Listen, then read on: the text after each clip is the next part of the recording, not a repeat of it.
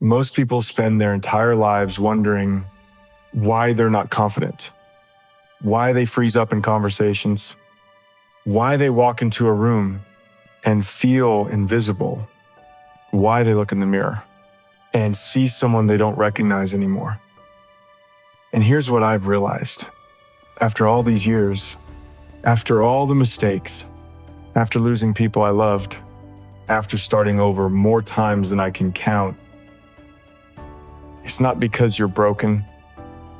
It's because nobody ever taught you that personality and confidence. They're not things you're born with. They're things you build every single day through choices so small they seem meaningless.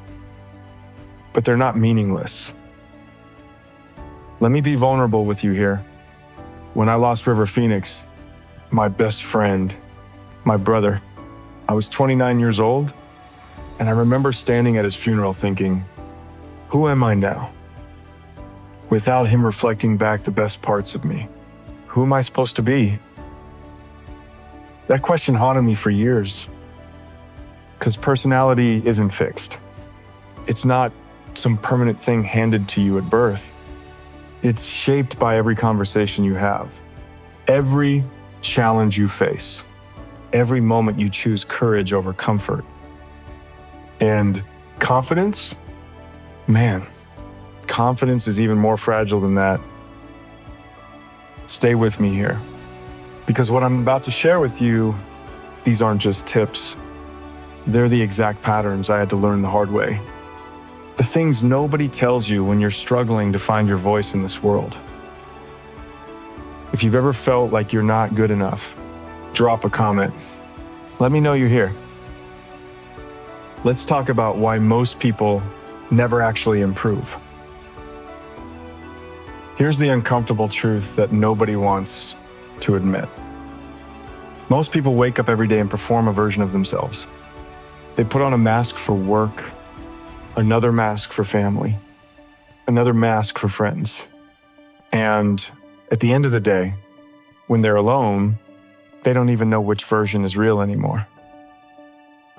I've done this. We all have. You ever notice how exhausting it is trying to be what everyone else expects you to be?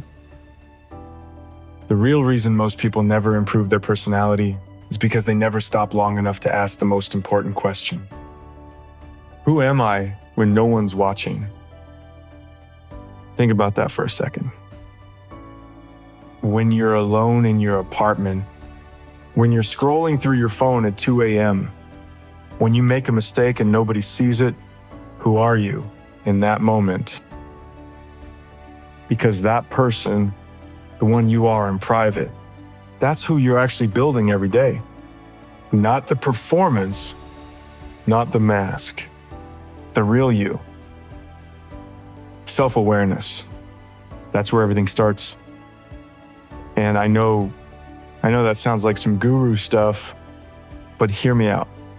Self-awareness isn't about sitting cross-legged on a mountain somewhere. It's about being honest with yourself in the moments when honesty is hardest. Let me tell you about a time I learned this. I was doing The Matrix Reloaded. Huge movie. Massive pressure, and I was going through one of the darkest periods of my life. I'd lost my daughter before she was born. Then I lost Jennifer, the woman I loved, car accident, gone. And I had to show up on set every day and be Neo, the hero, the guy who saves the world. You know what I realized during those months?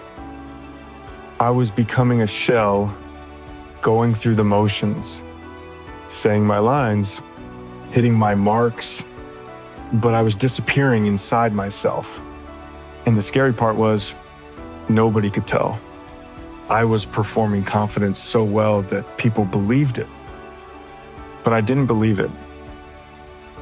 One night, I was sitting alone in my trailer, and I just broke down. And in that moment of total honesty, I asked myself, what do I actually care about? What matters to me? Not to the studio, not to the fans, not to anyone else. What do I value? That question changed everything. Because once you know what you actually care about, once you understand your real values, not the ones society handed you, you stop performing. You start becoming. Here's what most people get wrong about self-awareness. They think it means being critical of yourself, finding all your flaws, listing everything that's wrong with you. No. Self-awareness means understanding why you do what you do, why you react the way you react, why certain things trigger you, why you shut down in some conversations and light up in others. It's pattern recognition. That's all it is. So here's your first daily tip. And I mean daily, because you have to do this consistently. Spend 10 minutes alone every day. No phone, no TV, no distractions, just you and your thoughts. Ask yourself 3 questions. What did I do today that felt authentic? What did I do that felt like performance? If nobody was watching, would I have done it differently? Write it down if you want, or just sit with it, but do it every single day. Because you cannot improve a personality you don't understand. Now, I know what you're thinking. Keanu, I already know myself. I've been living with me my whole life. But do you really? Drop a comment if you've ever surprised yourself by your own reaction to something. You know, that moment when you snap at someone and think, where did that come from? That's what I'm talking about. Those blind spots, the parts of yourself you've never questioned because you assumed they were just who you are. They're not, they're habits. Patterns is less than #0. 5# is greater than things you learned somewhere along the way. And if they're not serving you, if they're making you less confident, less authentic, less you, then you can change them. But first, you have to see them. All right. Now here's where it gets interesting. Once you start paying attention to yourself, really paying attention, you'll notice something. There's this voice in your head, and it never shuts up. It's commenting on everything you do, every conversation you have, every decision you make. And for most people, that voice is brutal. You mess up in a meeting, and the voice says, see, you're incompetent. You try something new, and it says, you're going to embarrass yourself. You look in the mirror, and it says, you're not enough. I want you to understand something right now. That voice, the one that criticizes you, doubts you, tells you you'll never be good enough. That's not the voice of truth. That's the voice of fear. And fear is a terrible narrator for your life story. Let me ask you something. If your best friend came to you and said, I tried something and failed, I'm such an idiot, I'm worthless, what would you say to them? You'd say, hey, you tried. That took courage. What did you learn? How can you do it better next time? Is less than #. 0# is greater than, right? So why don't you talk to yourself that way? The difference between people with strong personalities and people who constantly doubt themselves isn't talent. It's not intelligence. It's the way they speak to themselves when no one else is listening. Think about it. Confident people mess up just as much as everyone else. They have bad days. They say the wrong thing. They fail, but their internal voice doesn't destroy them for it. Their voice says, that was rough, but I'm learning, I'm growing, I'll handle it better next time. That's not toxic positivity. That's not pretending everything's fine when it's not. It's choosing to be on your own team instead of being your own worst enemy. Here's the practice. And this one's hard because you have to catch yourself in real time. Every time you notice negative self-talk, pause, stop the thought, and rephrase it with compassion. Not with fake positivity, with compassion. Instead of, I'm so awkward in social situations, try, I'm still learning how to feel comfortable around new people, and that's okay. Instead of, everyone thinks I'm boring, try, I'm still figuring out how to express myself authentically. It takes practice. You see the difference? One voice shuts you down. The other one keeps you in the game is less than hash on. 5 hash is greater than, and here's what's crazy. I learned this the hard way. For years after losing Jennifer, I had this voice in my head telling me I didn't deserve happiness, that I'd ruined everything, that I should just disappear into my work and never let anyone get close again. And I listened to that voice for a long time. It cost me relationships, opportunities, years of my life. Until one day, a friend, someone I trusted, looked at me and said, "You know the voice you're listening to? It's lying to you. It's trying to protect you from pain by keeping you from living. But you're already in pain. So what's the point?" That hit me hard. Because he was right. The voice I thought was keeping me safe was actually destroying me from the inside. So I made a choice. I started talking back to it. Every time it said, "You don't deserve this," I said, "Maybe I don't, but I'm going to show up anyway." Every time it said, "You'll just lose them too," I said, "Maybe, but I'd rather risk that than guarantee loneliness." And slowly, so slowly, the voice changed. It became kinder, more patient, more human. If you struggle with negative self-talk, drop a comment. I want to know you're working on this. Here's the daily practice. Morning, before you do anything else, is less than #0. 3 hash is greater than, say, 3 things you respect about yourself. Out loud, even if you don't believe them yet. Not, "I'm amazing." Not fake affirmations. Just honest acknowledgement. I showed up yesterday even though it was hard. I'm trying to be better than I was last year. I'm learning to be kind to myself. That's it. Do this every morning for 30 days and watch what happens to your confidence. Watch how differently you carry yourself when the voice in your head is on your side. Now let's talk about confidence, because people misunderstand what confidence actually is. They think confidence means never doubting yourself, never feeling nervous, walking into every room like you own it. That's not confidence. That's either arrogance or performance. Real confidence is simpler. It's the accumulation of proof. Let me explain. You don't build confidence by thinking positive thoughts. You don't build it by pumping yourself up in the mirror.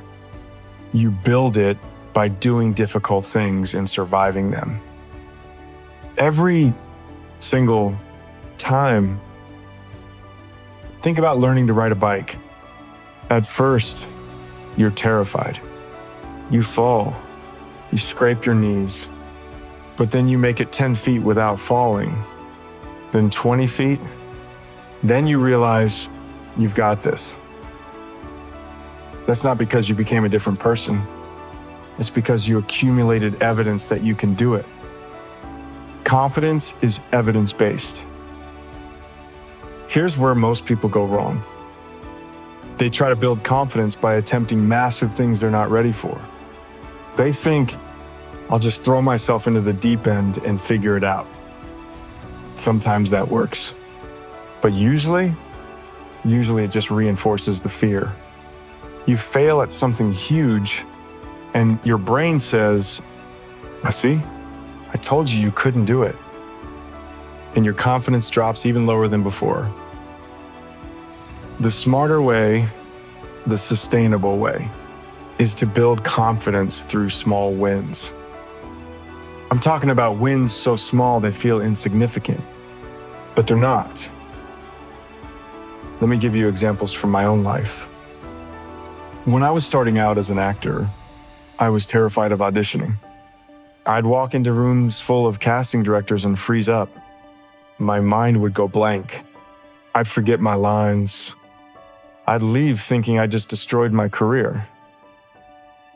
So you know what I did? I stopped trying to nail the big auditions. Instead, I set smaller goals.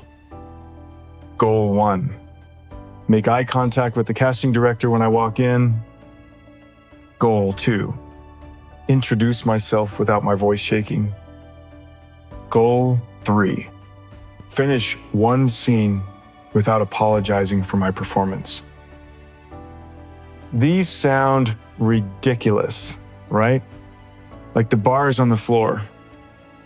But here's the thing, I achieved them, every single one. And each tiny achievement gave me a little bit of evidence that I could handle this, that I belonged in that room. Within 6 months, I wasn't freezing anymore. Not because I'd become a better actor overnight, but because I'd trained my brain to see auditions as a series of small, achievable challenges instead of one massive test of my worth. Here's your framework for building real confidence. Step 1, identify one area where you lack confidence. Maybe it's speaking up in meetings. Maybe it's talking to new people. Maybe it's making phone calls. Whatever it is, pick one. Step 2, break it down into the smallest possible action. Don't try to become confident at public speaking. That's too big. Try.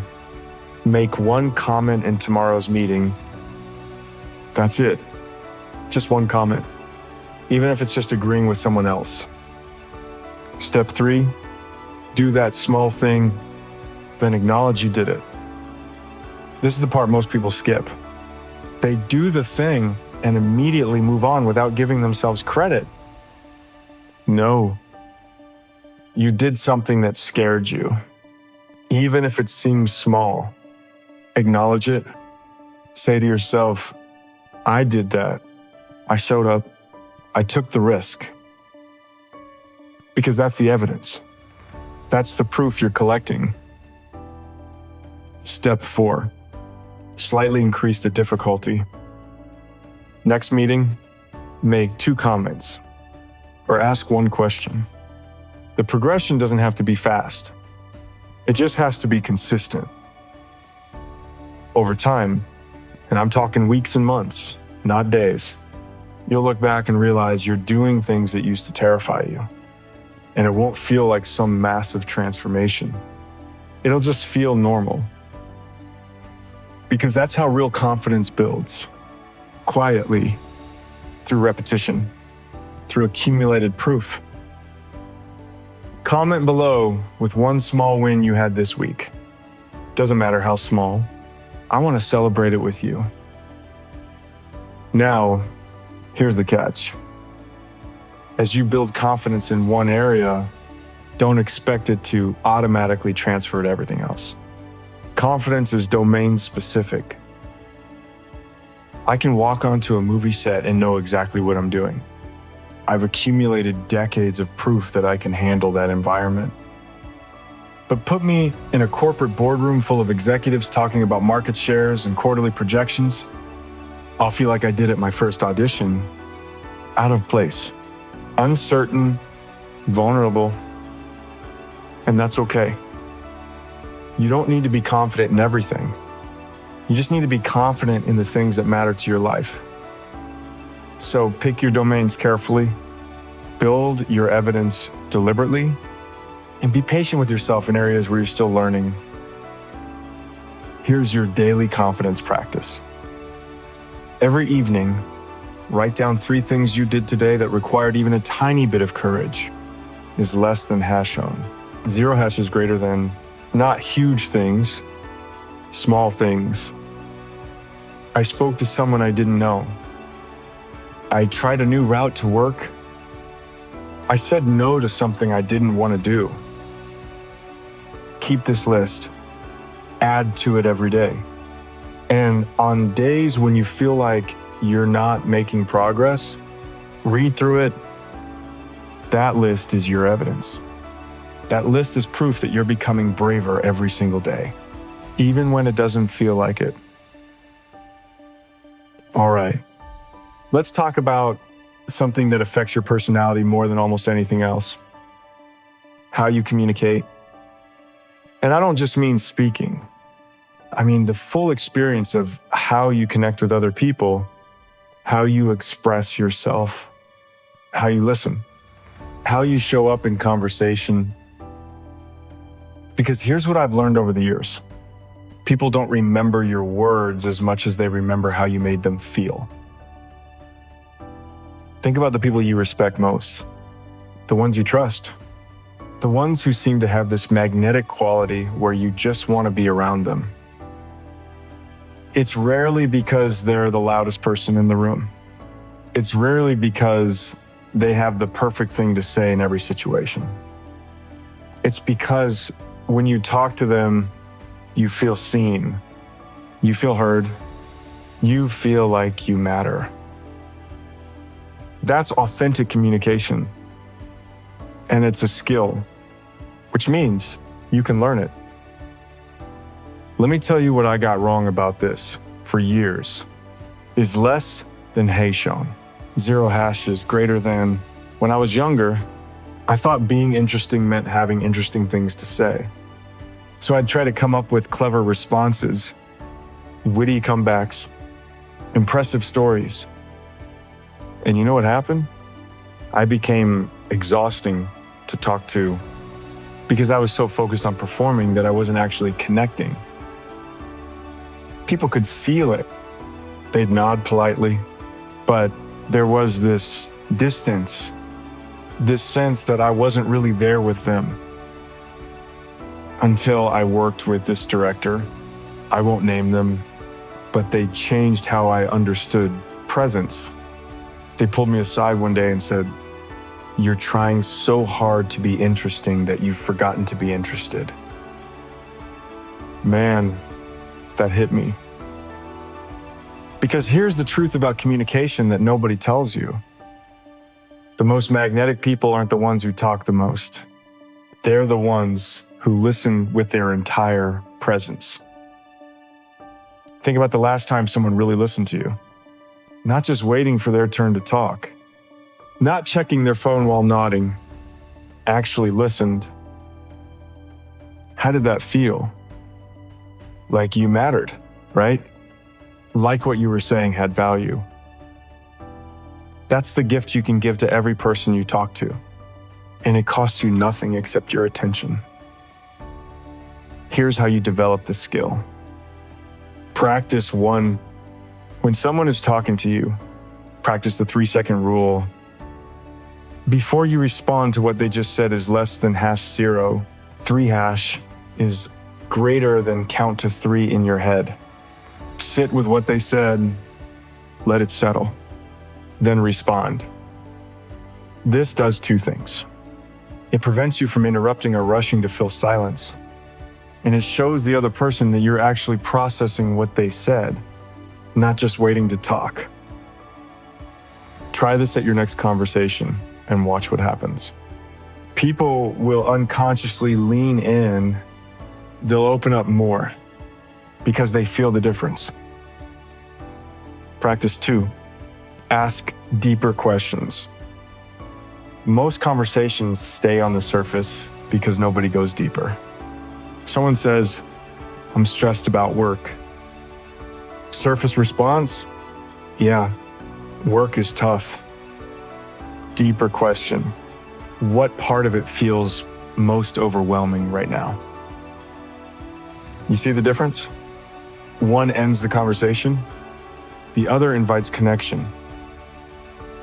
And here's the thing, you don't have to be brilliant to do this. You just have to be curious, genuinely curious about the person in front of you. But let me be real with you about something else. Authentic communication also means being willing to be vulnerable, to share the truth of who you are, not just the polished version. This is where most people struggle with personality.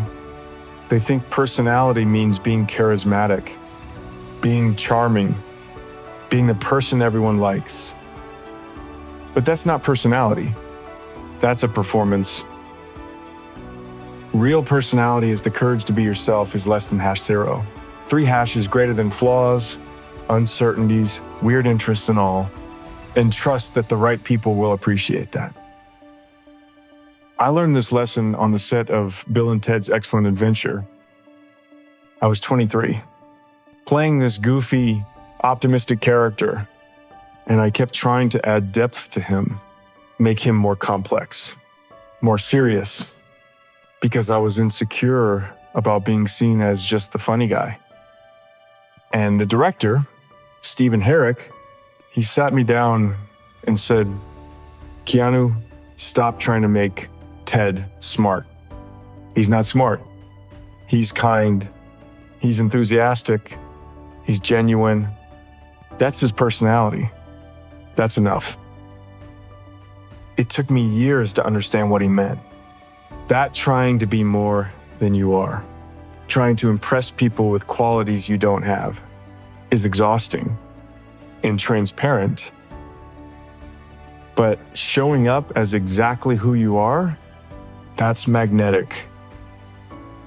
Comment below, what's one thing you usually hide about yourself in conversations? Let's normalize being real. Here's your daily communication practice. Every day, have one conversation where you're 100% present. No phone, no distractions, full attention. It doesn't have to be a deep conversation. It can be with a barista, a coworker, a friend. Just one interaction where you practice being fully there and watch how it changes everything. The quality of your relationships, the way people respond to you, the way you feel about yourself. Because when you learn to communicate authentically, you stop performing personality and start expressing it. Now let's talk about something that most people ignore until it's too late. Your environment, your energy, the people and influences you allow into your life. Because here's a hard truth. You can work on your personality every day. You can practice confidence. You can develop better communication skills. But if you're surrounded by people who drain you, doubt you, or pull you backward, none of it matters. You become who you surround yourself with. I don't say that lightly. And I'm not talking about cutting everyone out of your life or becoming some isolated perfectionist. I'm talking about being intentional, about recognizing that your energy, your mental and emotional energy is finite. And some people, some environments, some habits, they're constantly depleting it. Let me tell you about a period of my life when I learned this the hard way. After Speed and the Matrix, I was suddenly in this world of Hollywood parties, industry events, people who wanted to be around me because of what I represented, not who I actually was.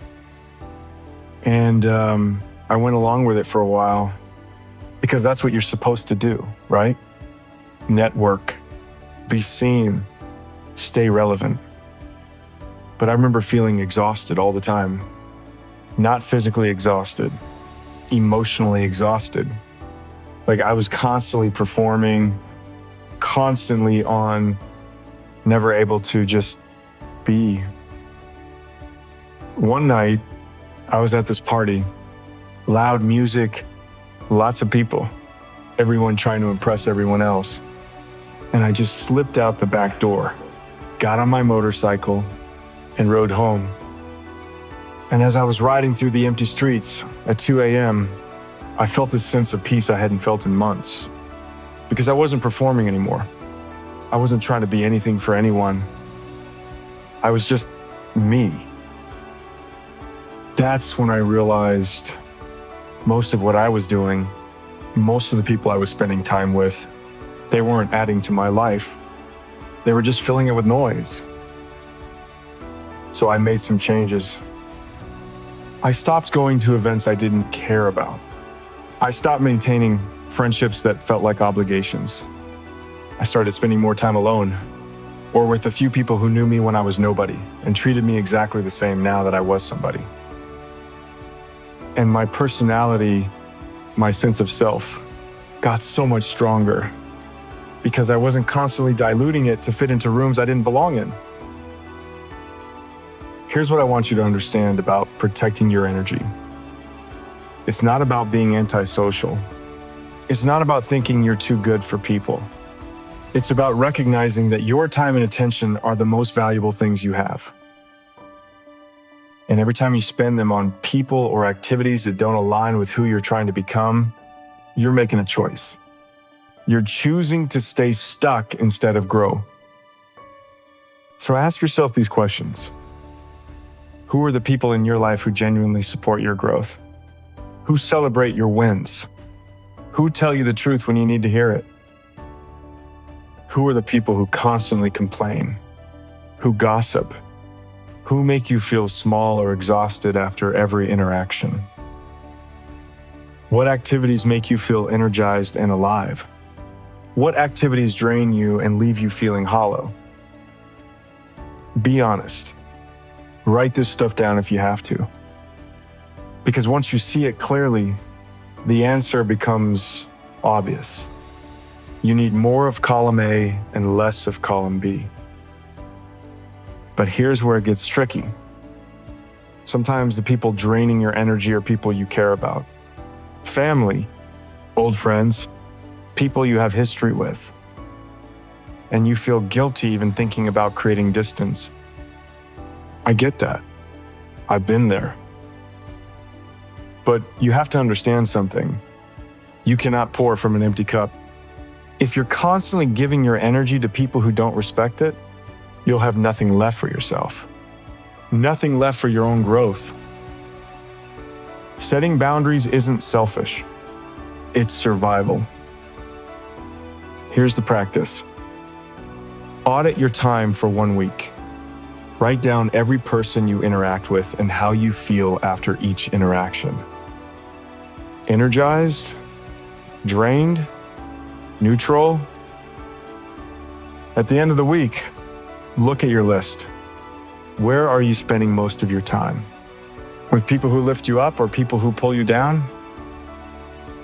Then make one change. Just one.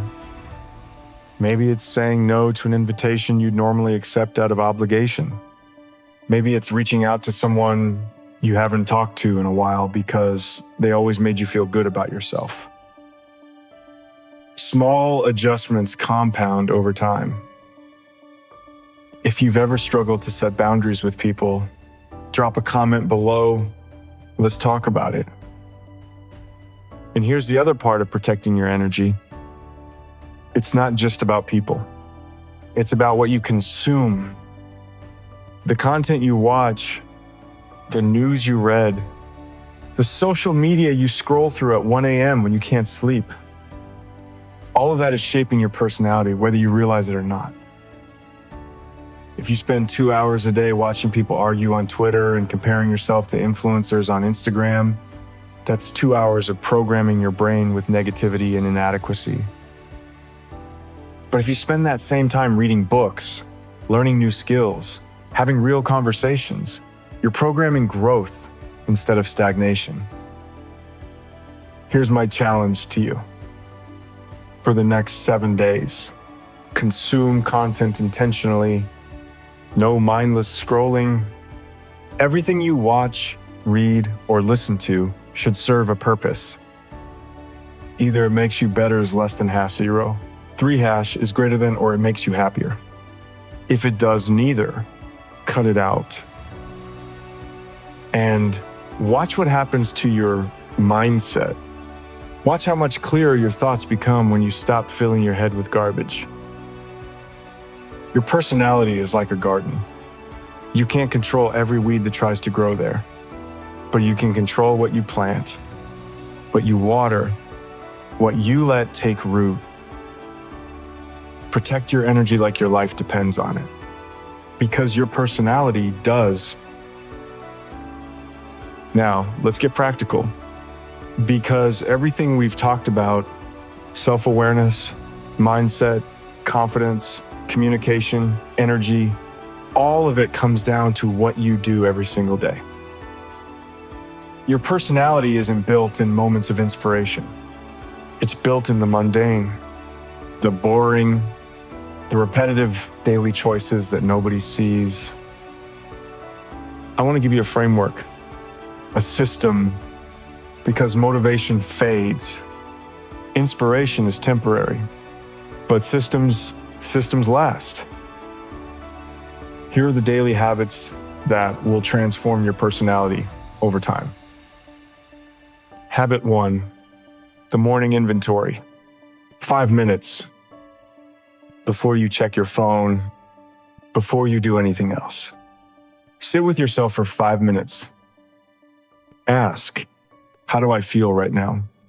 What's one thing I'm grateful for? What's one thing I'm going to focus on today? That's it. 3 questions. 5 minutes. This habit does something critical, is less than #0. 3# is greater than, it puts you in the driver's seat of your day instead of letting circumstances control you. Most people wake up, check their phone, see emails or news or messages, and immediately react. They're responding to the world before they've even checked in with themselves. That's a recipe for anxiety and reactivity. The morning inventory puts you first. It reminds you that you have agency, that you get to decide what matters today. Habit 2, the one brave thing. Every single day, do one thing that scares you even a little bit. And I mean little. This isn't about jumping out of airplanes or confronting your boss. It's about micro courage. Start a conversation with someone new. Share an opinion you usually keep to yourself. Try a food you've never had. Take a different route home. Why does this matter? Because confidence is built through exposure. Every time you do something slightly uncomfortable and survive it, your brain recalibrates what's possible. Over time, the things that used to terrify you just feel normal. Habit 3, the reflection ritual. 10 minutes before bed. At the end of every day, reflect on 3 things. What went well today? Acknowledge your wins. What could I have handled better? Learn from mistakes. What did I learn about myself?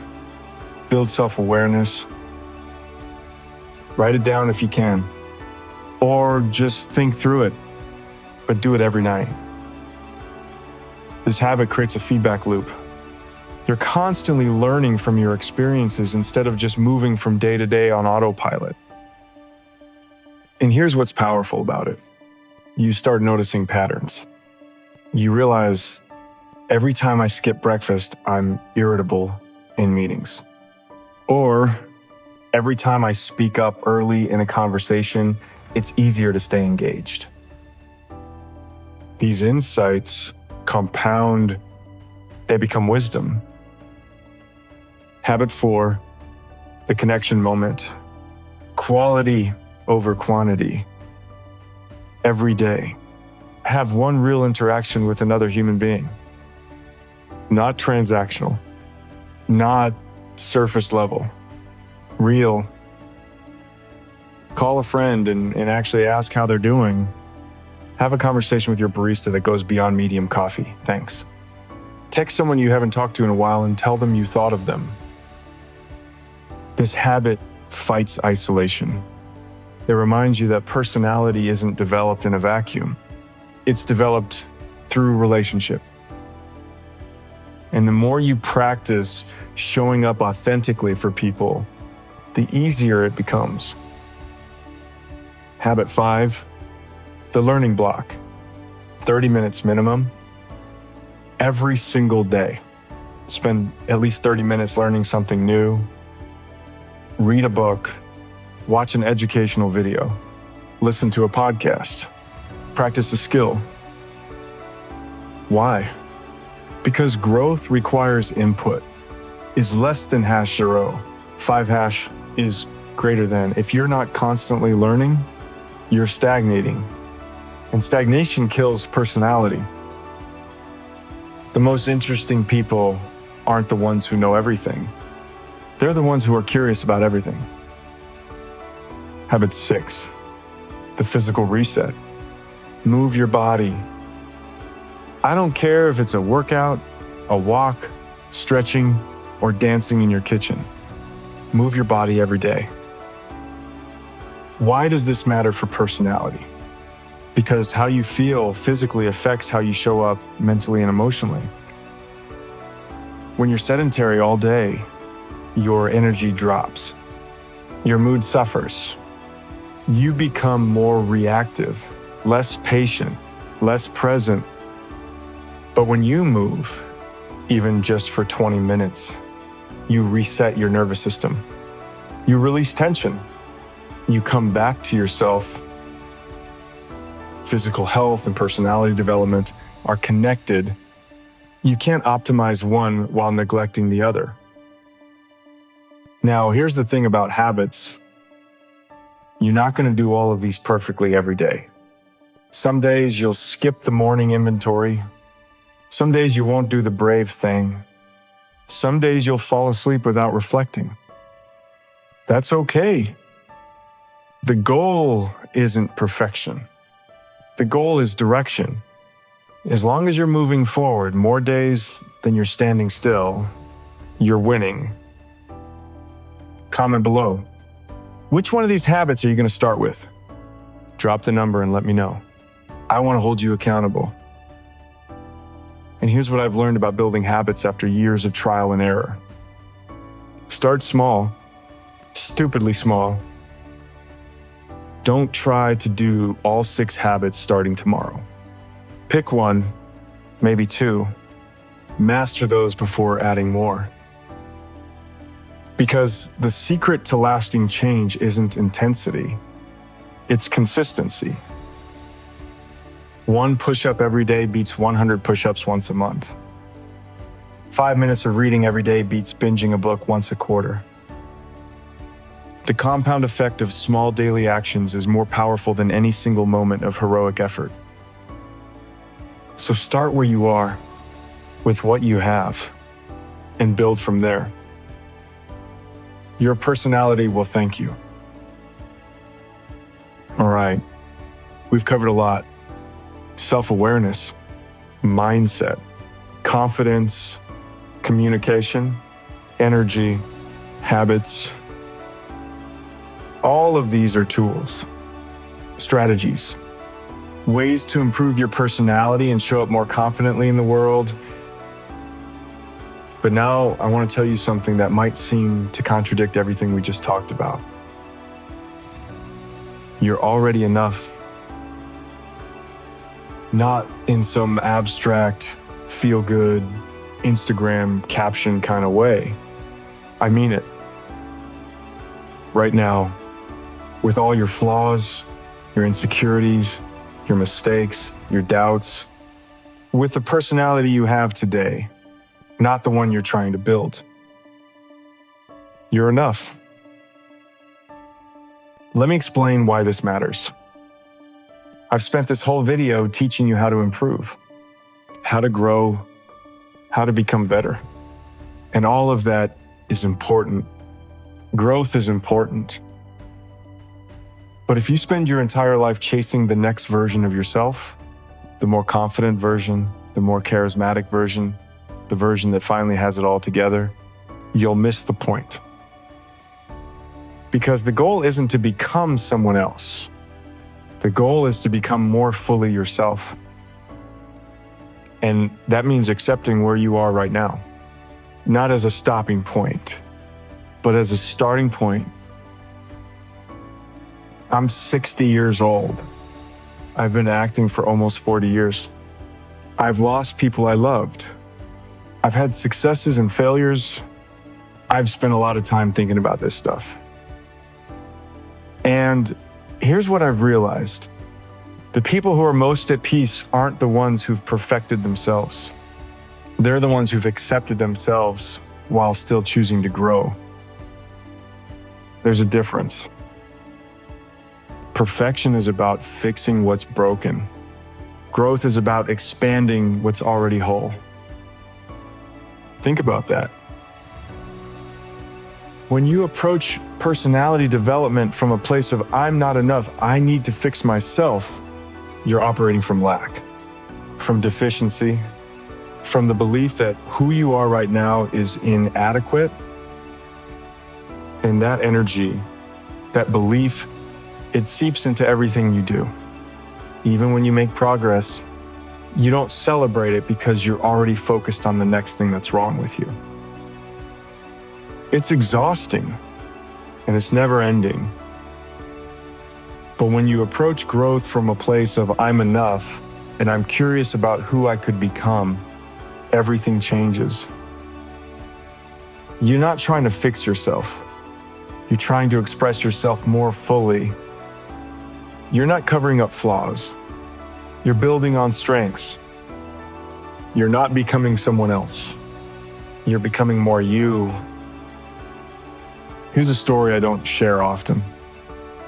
A few years ago, I was talking with a therapist. I'd been working on myself for years. Meditation, self-reflection, all the tools we've talked about. And I said to her, I feel like I should be further along by now. Like I should have figured this stuff out already. And she looked at me and said, Keanu, you're not a project with a completion date. You're a person. And people are always in process. Man, that hit me.